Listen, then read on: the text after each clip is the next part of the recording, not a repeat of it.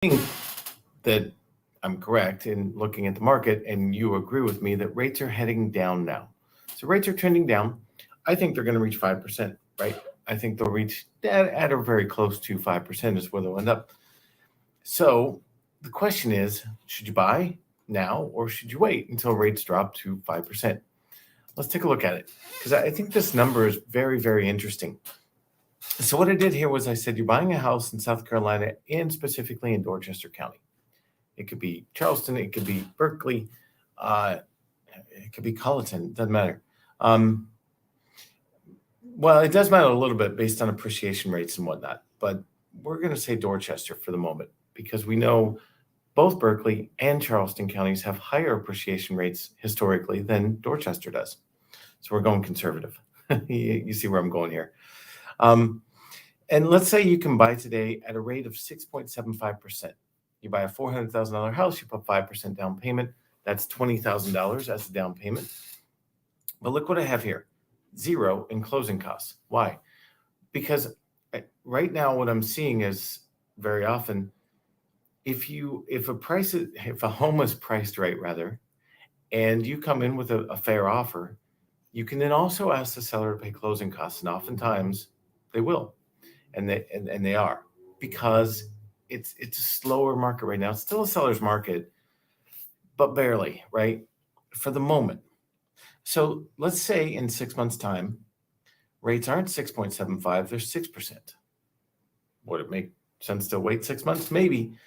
Or in a year's time, they're 5.5%. Let's just say in 2 years' time, they are 5%. And I don't know the timing on all of this, right? I don't know. But let's look at what this means. So again, you buy today at 6.75, or you buy in 6 months at 6, or a year at 5.5, or 2 years at 5. Again, I think we'll be at 5% sooner rather than later. But what do I know? I could be off on the timing. But look at this. This is where it gets interesting. If you wait 6 months as opposed to buying now, your cash flow, your payment difference is $152 a month higher today than it would be in 6 months if rates go lower. And so annually, you've lost cash flow. However, the home is appreciated in value, and you're gaining that. And you've lost that amortization. If you buy today, even at a higher rate, you're paying down the mortgage a little bit at least.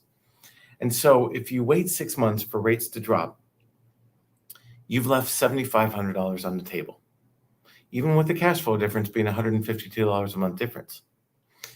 If you wait a year, rates go to 6% in our scenario here.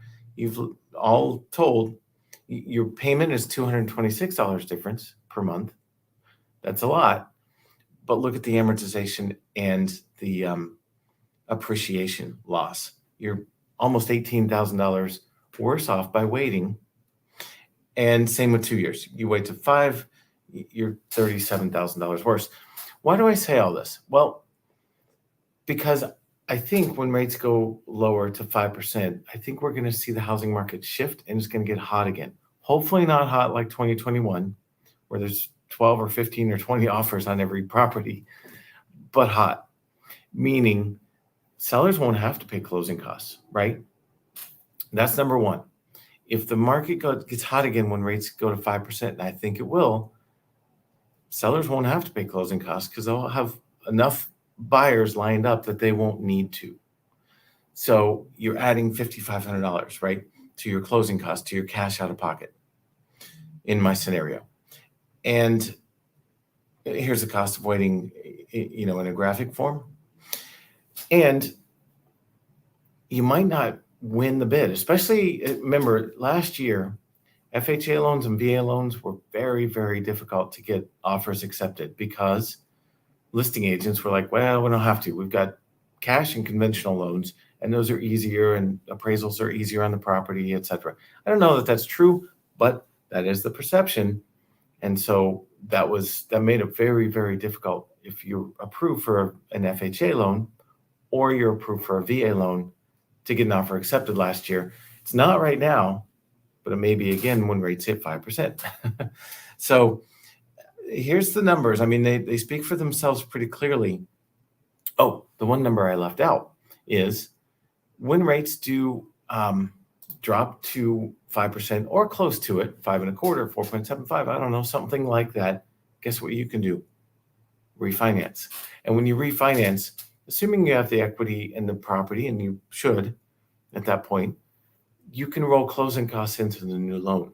You may pay for an appraisal out of pocket, but that's about it. And you roll closing costs into the new loan, or we build them into the rate. And instead of a 5% rate, you get 5.375, but pay no closing costs, right? Because you paid them through the rate. That's how a no closing cost loan works. Topic for another day. So would I wait? If you're in the market or looking to be in the market, I wouldn't wait, but I would kind of insist on a decent deal. Maybe pay asking price, but ask the seller to pay closing costs this time around, and then roll closing costs into your loan when you refinance that time around, and you'll be better off by somewhere between $7,500 and $18,000.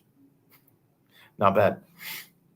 I hope that helps, and if I can help you get pre-approved, I'm happy to run this scenario for you for your particular purchase price and scenario and down payment, etc., and county. So if you want that, we'll run that. It only takes a couple minutes, and we can also help you get pre-approved and out there looking for a home. And I'd love to do that. Have an awesome